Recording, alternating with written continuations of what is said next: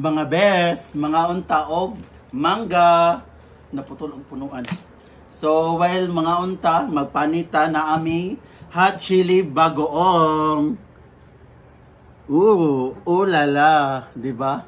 Lami kayo. Fresh from the farm, fresh from the Philippines. Kini siya fresh from the Taiwan. So akong kauban ang nagkuha. Fresh from our backyard. So magpanit na ta. Let's start. So, unsa ang pagpanit? Inaniw na siya ang pagpanit. So, among panit siya ligon jud siya kay gikan jud siya sa kaninunuan. So, gibili na ni siya diri sa dorm namo. So, inaniw na siya og pagpanit. So, murag tabingi jud siya no. Murag the struggle is real jud. Murag lahi ra jud siya ang pagkapanit ba kay murag wala na jud siya nada sa pagka-scraper. So atong gamiton og mahiwagang kutsilyo. Among kutsilyo vintage na ni siya. Gikan ni siya ni Boss Toyo. Among kutsilyo. Ang nakalahi ani niya kay ikapalit mo sa mangga, ang makadot day siya. More na kan. So kung taga merkado mo, taga Lapu-Lapu, ilanako na siya pagpanit og mangga. Di ba? Di ba lahap-lahapon siya. So, mauna siya guys.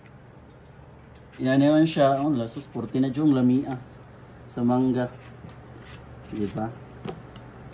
So, ato na siyang pormahog star. Star. Diba?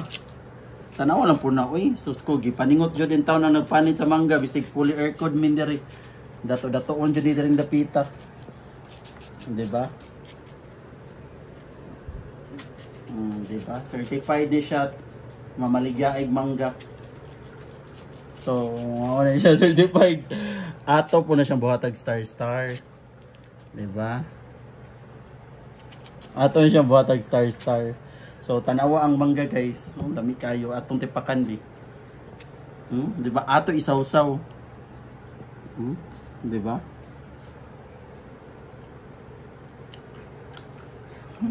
So, naapoy sili guys. So, portejong lamia. With sili with bagoong. Ang mangga niya kay walang kaaslom-aslom. Tanawang. Ato na siya idip og tarong. Diba?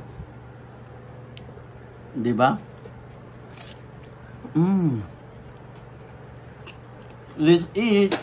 Thank you for watching. Bye-bye.